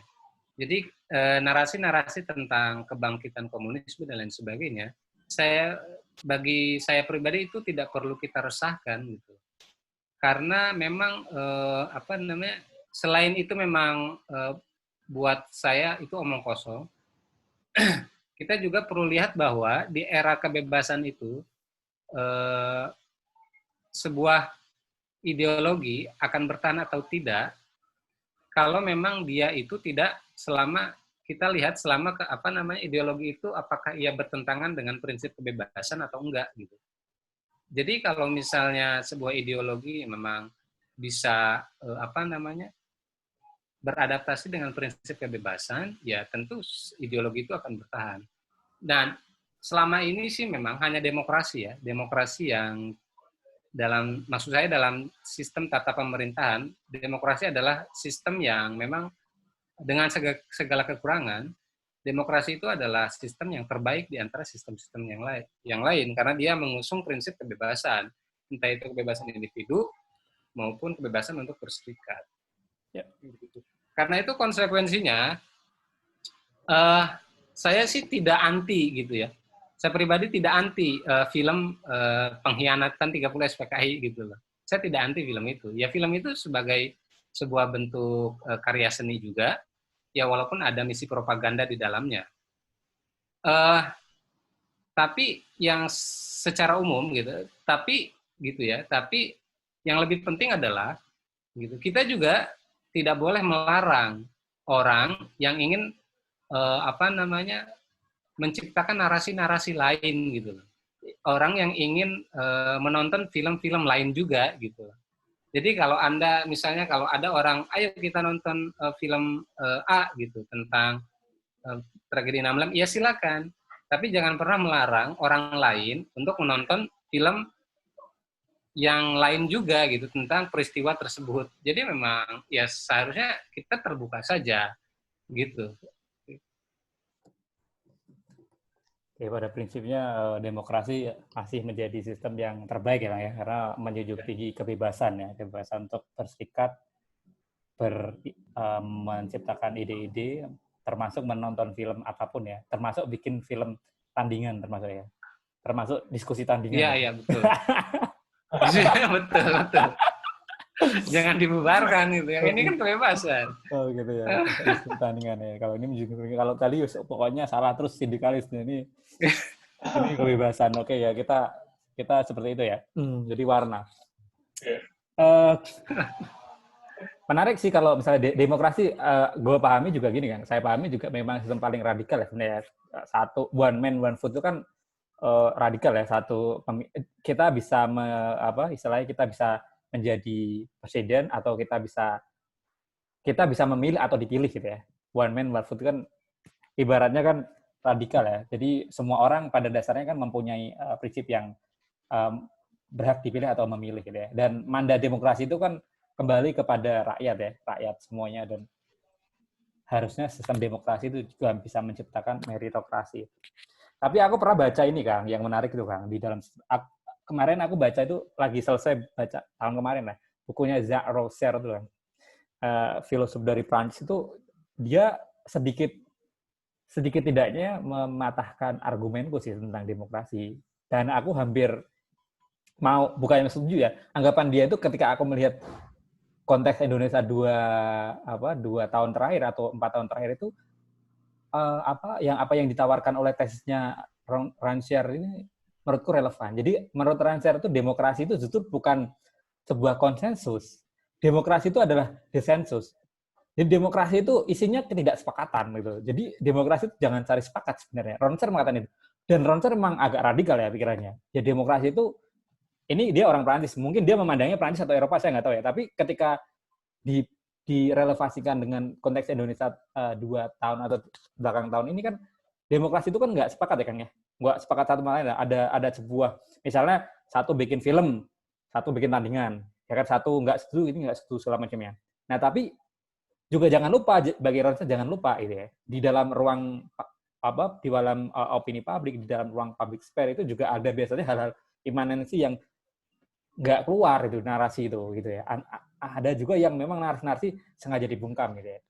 Contohnya yang simpel misalnya konteks misalnya Ahmadiyah aja kayaknya. Dia kan sebagai seorang Muslim ya, tapi kan dia Islam tapi nggak diakuin ya oleh Islam sendiri loh ya, konteks Ahmadiyah dan banyak ditentang gitu ya. Nah dia itu sebagai, kalau menurut Rongser itu sebagai the wrong itu yang salah. Jadi di demokrasi itu selain apa namanya ketidaksepakatan itu ya, ternyata juga memunculkan yang salah. Nah yang salah ini adalah yang nggak dihitung gitu. Nah kalau konteks Indonesia misalnya Ahmadiyah, kalau konteks Myanmar misalnya Rohingya itu kan orang yang nggak dihitung dalam struktur demokrasi, ya kan? Dia nggak punya negara loh, Bang. Ya nggak diakuin fitnah apa Myanmar nggak diakuin misalnya dia ditampung oleh PBB dunia segala macam, dia nggak punya apa dalam struktur demokrasi dia nggak diakuin gitu ya. Dia yang salah itu. Nah demokrasi itu menciptakan itu di dalam arena demokrasi itu. Nah konteksnya mungkin apa yang kita bahas tadi mungkin yang salah tadi itu Kang memang diciptakan memang ya dalam narasi demokrasi ada dua kekuatan nih ya kan, misal tuh ciptakan aja yang salah ya untuk apa, untuk ya kayak kambing hitam itu. Tapi sebenarnya demokrasi itu sebuah hal yang bukan konsensus tapi desensus, artinya tidak sama gitu ya. Karena gini Kang, yang lo pahami prakteknya dalam perilaku misalnya gini ya, kita fair-fairan aja ya, misalnya dalam spektrum ideologi misalnya. Ideologi itu kan dalam prakteknya misalnya A misalnya liberal, misalnya B misalnya sosialis ya. Secara garis besar memang beda ya, kutubnya beda, kemudian narasinya beda, tapi dalam prakteknya bersinggungan nggak? Bersinggungan juga sebenarnya, gitu ya. Dalam prakteknya bersinggungan, walaupun secara kutub juga berbeda ya, tapi dalam prakteknya kadang-kadang bersinggungan segala macamnya. Nah artinya memang demokrasi itu memungkinkan ya banyak lahir pemikiran-pemikiran, kemudian banyak termasuk ideologi juga ya di dalamnya ya, karena kita nggak bisa batasin juga nih ya kan, ya ideologi seperti apa, orang seperti apa ya, yang ya sindikalis ya biarkan aja gitu kan, yang apa namanya percaya dengan misalnya bumi datar segala macamnya, susah juga kita untuk mengedukasi ternyata itu percaya itu sebenarnya. Nah itu mengubah pandanganku sih, masih setuju ya, bisa aja memang kesepakatan, aku juga nggak tahu ya, karena dulu aku memaknai demokrasi itu kesepakatan, tapi ternyata dalam prakteknya enggak, menurut Ronsard agak radikal sih Ronsard ini menawarkan tesisnya. Itu ada lagi mungkin dari Mas Dana atau yang lain, kawan-kawan yang lain mau nanggepin ini daripada kita bertiga sampai busa nih. Mas Ano, ayo Mas Ano. Ya. Selamat malam. Malam Mas. Ya mohon maaf nggak bisa nyalain video karena sinyalnya buruk di sini. Apa Mas, silakan Mas. Koneksinya buruk. Ini Mas Ano sejarawan nih, kita biar tahu perspektif dari sejarah. Ini nggak ada sejarah soalnya nih. Iya, kan ini temanya kan tentang apa sih namanya tadi? Film nih. Apa sih? Sejarah di masa lalu kan, bagaimana ini dalam sinema, Mas. Iya, ada 65 juga di situ kan. Ya. Cuma saya berpikir, saya ini tidak pernah mendengar ya, maksudnya selama saya mulai dari kuliah di sejarah ya, sampai sekarang itu kurang begitu tahu bagaimana itu PKI dan kroni-kroninya dan teman-temannya, maksud saya, ya kan dia mempunyai propaganda, tata caranya seperti apa, seperti itu kan. Jadi kayak belum pernah ada seminar segala macam ya. Mungkin kalau misalnya film Lekra atau film yang dibikin sama Balas ya kan, itu saya udah pernah nonton waktu itu Cidurian, terus John Rosa segala macam, buku-buku John Rosa, terus film-film Joshua Oppenheimer kita udah nonton juga. Maksudnya itu udah publik lah, udah umum lah ya kan. Nah, kalau kita ngeliat di Nat Geo atau di film-film dokumenter gitu, ibaratnya kan Nazi itu kan sudah dibahas bagaimana berulang-ulang gitu kan. Goebbels itu sudah dibahas bagaimana taktis segala macam. Nah, ini PKI bagaimana gitu kan. Sementara kan kita selalu ngebahas bagaimana Orde Baru dan masa dan Soeharto ya kan, itu selalu merepresi secara represi ide tentang PKI segala macam, dan itu ya yang kita terima selama ini gitu. Tapi kita tidak pernah dengar bagaimana PKI itu pada masa lalu itu melakukan seperti apa untuk mencocok tanamkan pemikiran dia terhadap masyarakat. Mungkin itu aja kali pertanyaan saya ya. Jadi biar adil gitu kan, Over both side gitu bagaimana ininya. Ya. Ya, terima kasih. Terima kasih Mas Ano. Monggo Kang Dida atau Mas Dana mau ditanggepin pendapat dari Mas Ano. Ya, saya ini ya mungkin tentang bagaimana PKI di masa lalu. Pertama, sih ini yang hasil ingatan-ingatan saya di bacaan-bacaan tentang PKI itu. Yang jelas PKI itu kan harus diakui itu kan dekat sekali dengan kekuasaan ya. Karena maksud saya dengan Bung Karno. PKI itu memang dekat dengan Bung Karno. Jadi memang Bung Karno itu Bung Karno itu kan seorang orator ulung gitu. Jadi dia sangat pintar mengagitasi massa gitu. Sedangkan itu Bung Karno titik lebihnya. Sedangkan PKI itu memang punya massa gitu. Nah, kalau kata kawan saya di Historia itu Henry Isna ini, dia bilang ketika itu PKI memang dia sangat ini ya bahkan kata Peter Kasenda ya, kata almarhum Peter Kasenda. Jadi kenapa ketika itu PKI itu begitu kuat? Karena dia itu kampanyenya itu dia sampai ke akar rumput. Jadi misalnya katanya itu tentang revolusi agraria segala macam, ya para petani kan senang gitu ya dengan yang gitu-gitu otomatis. Jadi terutama sejak tahun 1950-an, 57 gitu ya, 57 yang sangat dekat sekali dengan Bung Karno ketika itu, lalu juga sebenarnya kan proses itu kalau lihat riset risetnya Kompas itu tahun 57-an itu kan di situ juga ada perseteruan sebenarnya antara tentara dengan PKI itu sendiri. Tapi di satu sisi Bung Karno sangat butuh PKI ketika itu gitu karena dia punya massa yang sangat kuat. Di satu sisi Bung Karno juga butuh tentara gitu untuk melancarkan kekuasaannya gitu, sehingga ada semacam rivalitas antara keduanya yang mana tengah-tengahnya itu Bung Karno. Yang saya pikir di situ kan juga terjadi krisis ekonomi lain sebagainya, lalu puncaknya 65. Tapi memang kalau kita baca sejarah gitu ya, sejarah Indonesia, saya pikir kita juga harus fair bahwa PKI juga dia punya cacat sejarah, misalnya pada tahun 1948 ya tentang peristiwa Madiun dan lain sebagainya, yang tentu saja itu juga harus kita akui bahwa banyak korban, terutama NU sih yang jadi korban. Di situ kan terjadi pembantaian para kiai dan sebagainya di Jawa Timur ya, Madiun dan sebagainya. Dan saya pikir dalam hal ini memang kita harus jadikan almarhum Gus Dur itu sebagai teladan ya. Jadi dia itu memang coba melakukan semacam rekonsiliasi kepada para korban-korban politik gitu ya. Walaupun memang tidak sepenuhnya diterima gitu. Tapi dia itu kan mengajak kita bersama bahwa memang kita harus mengakui gitu bahwa dalam sejarah perjalanan bangsa kita itu ada tragedi kemanusiaan. Dan itu memang harus dibuka dan memang harus diselesaikan secara damai. Saya pikir itu sih kalau yang soal prakemerdekaan itu kan jelas ya ada peran PKI itu sangat dominan sebenarnya. Bahkan saya ingin menunjukkan satu karya di sini. Oh ya ini dia nih. Waduh, ini bahasa apa ya Kang? Oh, muncul nggak ini? Ya bahasa Arab nih yang ini bahasa Arab ya. Ini Mas Ano. Yang bisa baca cuma Kang Dida, Mas Dana.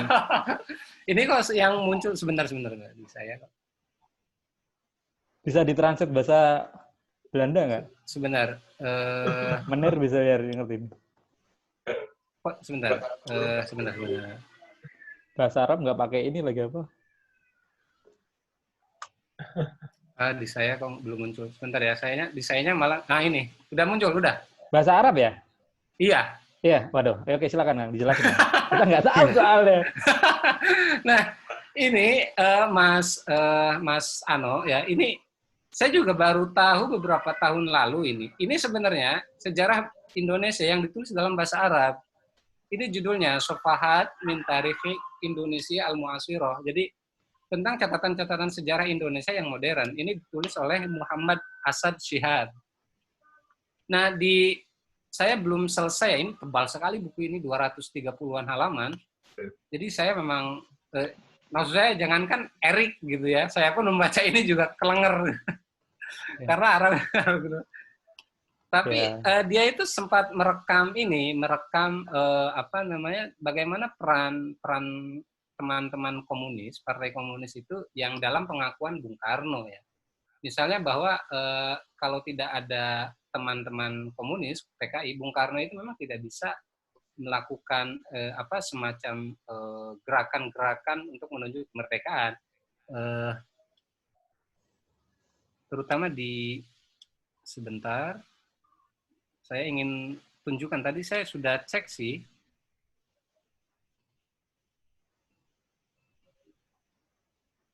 Oh, nah ini dia nih.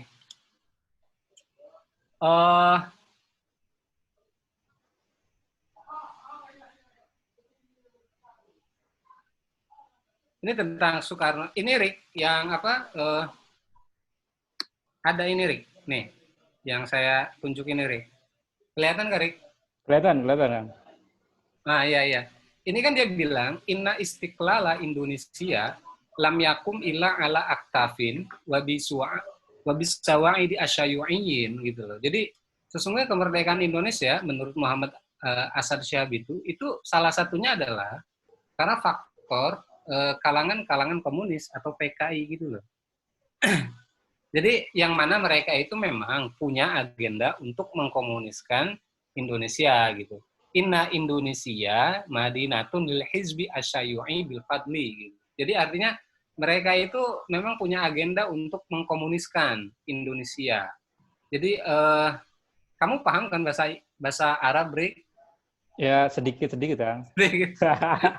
Nah, ini jangan sampai di sini Mas Dana ngeluarin bahasa Belanda juga, kita bingung kan? Nah, ini menarik kalau memang dia mengeluarkan bahasa Belanda. Nah, dia menir soalnya, dia di Belanda kuliahnya. Jadi Al-Hizbu Asyayu'i, nah ini bahasa Indonesia itu Partai Komunis Indonesia gitu. Jadi artinya PKI itu memang punya peran gitu, memang untuk kemerdekaan Indonesia. Tapi lagi-lagi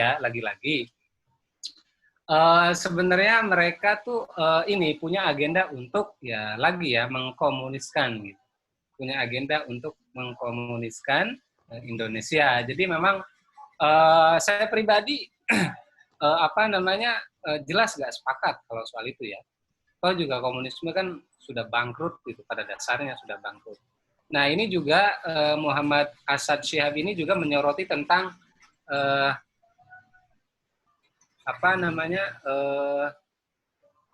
tahun 65, ini tahun 65 ini.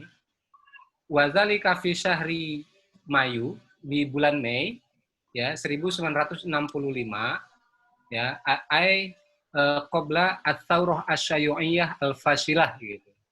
Jadi tentang tragedi komunisme yang gagal gitu bi khamsati asyhur gitu.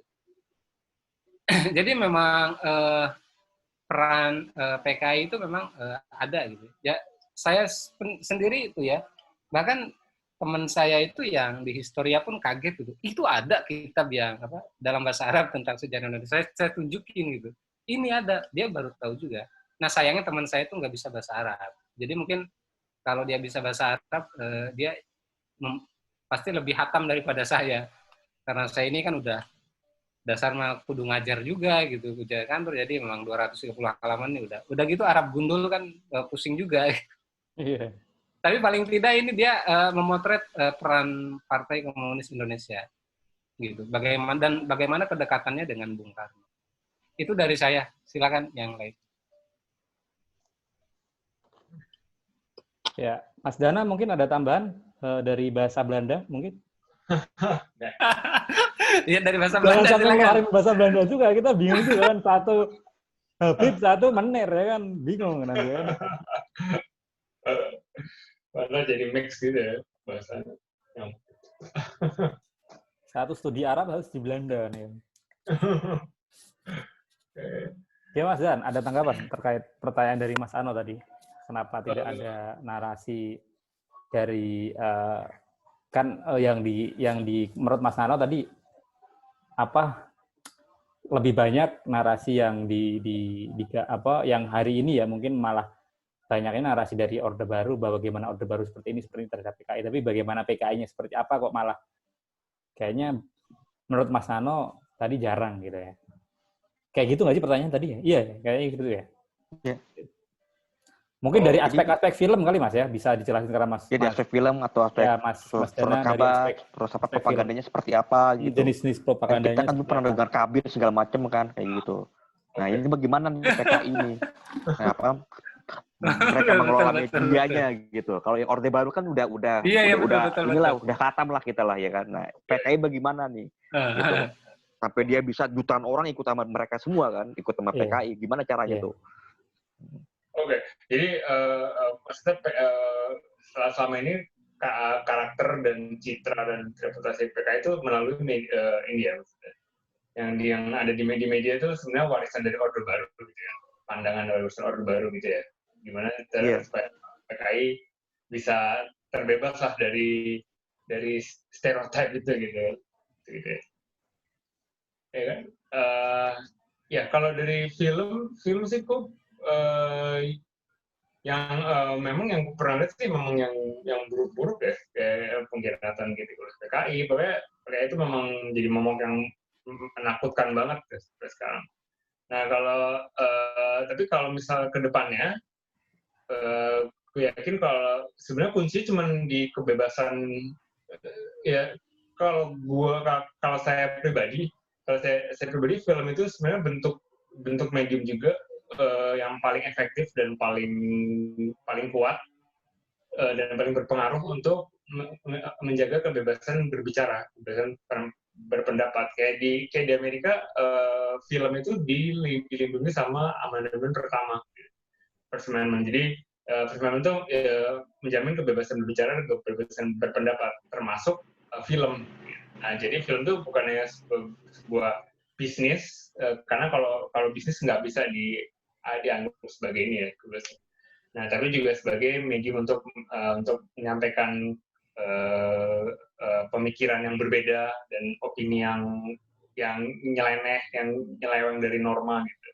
Nah, itu kalau itu udah bisa terjamin, gue yakin citra PKI bisa dilihat dari perspektif yang berbeda sih, bisa dibersihkan gitu, betul. Kita bisa dapat persepsi publik yang lebih positif gitu lah, asalkan ada jaminan untuk kebebasan bicara itu. Karena aku yakin sekarang itu hanya di permukaan aja sih, dan itu generasi sekarang aja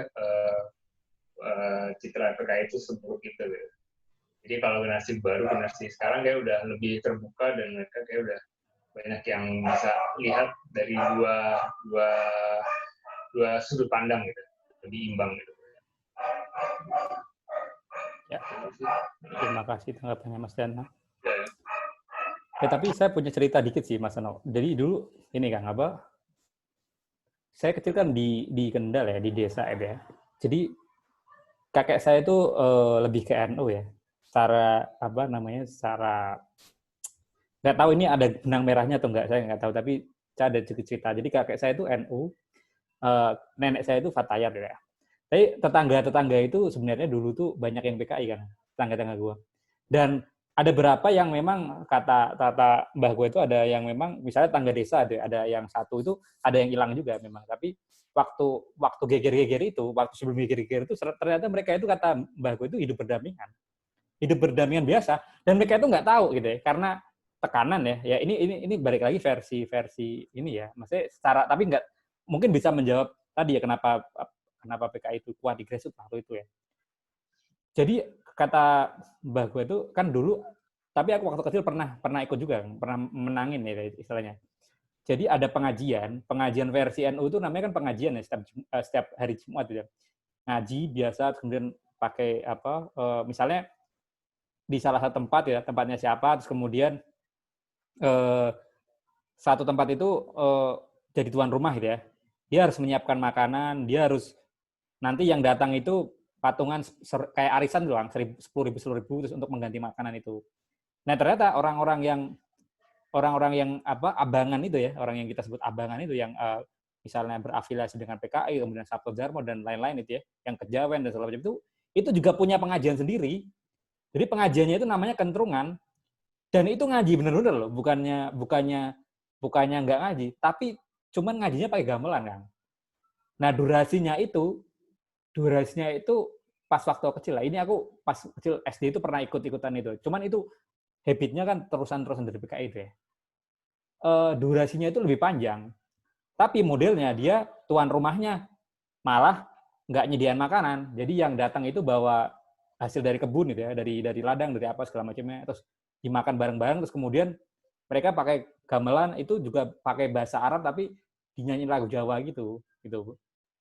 Nah sebenarnya yang menurut kata kakek saya ini sebenarnya juga bingung gitu, maksudnya pas waktu itu juga bukannya dilema ya, jadi yang ditangkap-tangkapin itu juga nggak tahu kenapa kok ditangkap gitu, karena kan geger-geger itu juga mereka kan hidup biasa berdampingan itu.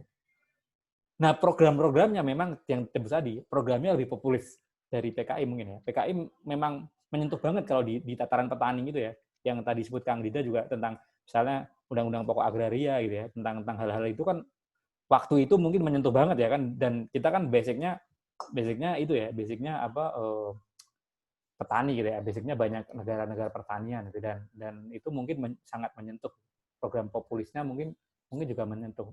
Tapi waktu itu juga mereka nggak tahu. Ini bilangnya cerita kayak saya. Akhirnya juga saling jemput itu ya. Dan banyak juga kan yang di orang-orang ex-PKI itu akhirnya masuk ke pondok ya, dilindungin gitu ya. Cerita kakek saya itu akhirnya yang nggak berhasil ditangkap itu justru dilindungin sendiri juga sama orang-orang NU. Dimasukin ke pondok-pondok gitu. Disuruh jadi apa gitu. Kayak gitu cara mengelindunginya. Dan mereka malah kompak, tapi yang udah ketangkap memang nggak bisa apa-apa. Si ininya juga nggak bisa apa-apa gitu, sama-sama gitu. Kayak gitu ya. Ini yang terjadi di mungkin di daerah-daerah lain ceritanya lain gitu.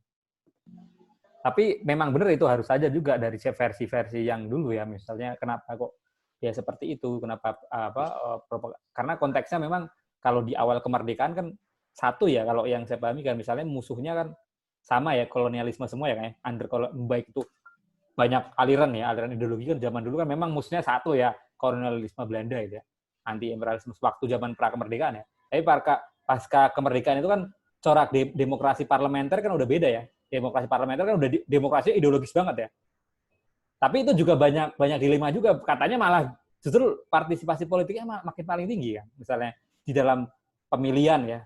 Dan aku baca buku demokrasi parlementer itu juga antara misalnya si Aidit sama si siapa ketua Mas Jumi Natsir. Itu kan kalau di parlemen katanya berdebat sampai kencang-kencangan, habis keluar juga katanya mereka berteman, ngobrol-ngobrol gitu. Kan secara corak ideologi sebenarnya kan mereka kutub beda nih kan ya, kanan sama kiri kan ibaratnya kan gitu. Tapi mereka pasca itu juga berteman gitu. Dan demokrasi waktu itu justru hadir ide-ide gitu ya, nilai-nilai gitu ya. Coraknya memang ideologi memang. Terus medianya juga ya. Mungkin nggak tahu kalau film ya. Medianya juga afiliasi dari partai-partai terkait gitu. Tapi justru itu Mas, aku nggak tahu mungkin sejarah Mas Anam, tapi justru itu demokrasi yang paling dari segi peserta paling banyak. Ya kan? Faktanya ya dari sekarang ya, dari sekarang demokrasi paling peserta dan paling minat untuk orang nyoblos paling tinggi, dan kampanyenya kan dulu banyak juga ya, misalnya orang bahkan mungkin di beberapa catatan orang militer juga ternyata terlibat masuk ke dalam PKI juga ya, kan nyoblos PKI kan dulu kan polisi sama militer kan boleh nyoblos ya, dan banyak juga yang di tataran daerah nyoblos PKI juga gitu. Nah memang ya tidak bisa dilihat ini ya, memang harus dilihat, setuju sih kalau aku dilihat dengan cover putih ya dari si yang lain, biar misalnya sejarah juga harus biar seimbang gitu ya, lihatnya dari sudut pandang satu sama lain, itu sih. Ada Dan pertanyaan? ini Rick, Oke, silakan. yang menarik itu saya lupa ya, kenapa ini dari saya sumbernya Pak Peter Kasenda. Kenapa Bung Karno itu jadi presiden seumur hidup melalui TAP MPRS? Itu kan sebenarnya strategi politik. Karena ketika itu 1950-an akhir, itu kan PKI itu kan semakin kuat. Jadi adanya TAP MPRS itu agar tidak terjadi pemilu. Karena kalau pemilu, PKI pasti menang. Dan kalau misalnya menang, itu pasti kita sudah menjadi negara komunis. Jadi akhirnya untuk menyelamatkan itu dibuatlah TAP MPRS dan menjadikan Bung Karno itu sebagai presiden seumur hidup. Itu saya ini sumbernya Pak Peter Kasenda ya. Jadi mungkin ada sumber lain yang memang berbeda ya. Tentu saja saya tetap menghargai itu. Yeah. Jadi memang ada dinamika sejarah, walaupun dalam sejarah kita tidak bisa berandai-andai. Jadi sejarah itu kan yang sudah lewat. Kalau kata Boni Triana itu tidak ada istilahnya seandainya dalam sejarah. Karena sejarah itu adalah peristiwa yang sudah terlewat. Oke. Almarhum Peter Kasenda ya, Kak ya? Ya, almarhum Peter Kasenda. Wah, kenalannya keren juga ya, Kak? Japrian dulu. Ya, dulu Pak Peter tuh kita sering ngopi bareng kalau lagi memang ada kesempatan. Iya. Gitu. Soekarnois ya. Iya. Megawati itu. Oke, teman-teman, ada lagi ya kira-kira Mas Ano atau Mas Sugi Ardi sebelum kita kayaknya udah jam 10 nih. Ada pertanyaan lagi atau ada sanggahan terkait diskusi malam ini? Ini diskusi paling ramai perspektif ini kan. Karena waktunya singkat ya kan. Dan ngambil harinya juga 30 September ya kan. Ini yang usul pokoknya 2 orang ya kan pembicara. Kita mah ngikutin aja. Yang hadir pun hampir 300 orang ini. 300 orangan. Iya. Sedikit secara tumben. Biasanya kan banyak ini kan. Kelihatan cuma 5 ya. Iya. Udah gitu pematerinya gaptek lagi kan. Menampilin slide nggak bisa. Nggak bisa login gue. Kalau udah saya tutup dulu ya kali ya, biar ini ya. Ya, oke. Biar habis ini ngobrol lah ya. Demikian kawan-kawan sekalian, terima kasih atas atensi dan perhatiannya. Terima kasih atas kedatangan juga. Terima kasih masih semangat di diskusi yang 13 ini. Semoga kita juga ada rencana ada diskusi lagi tanggal ke depan ya tentang film juga masih. Nanti mungkin ke depan ini juga yang handle film ya Kang Dida sama Mas Dan aja lah, kita nonton aja bab-bab film. Mereka kayaknya lebih expert dari sudut pandang manapun bisa digabungin gitu. Demikian dari saya, kurang lebihnya mohon maaf apabila ada kesalahan dan bentuk kata atau sengaja dan tidak sengaja. Diskusi ini dalam rangka upaya untuk membuat sejarah agar lebih meriah gitu ya. Demikian dari saya. Assalamualaikum warahmatullahi wabarakatuh. Salam sejahtera bagi sama. Terima kasih. Waalaikumsalam warahmatullahi wabarakatuh. Nah, ini kalau recordnya di stop ya Kang ya? Ya, stop recordnya. Langsung ngeset sendiri ya? Iya, dia nanti sinkron dulu di laptop. Oke deh, post deh.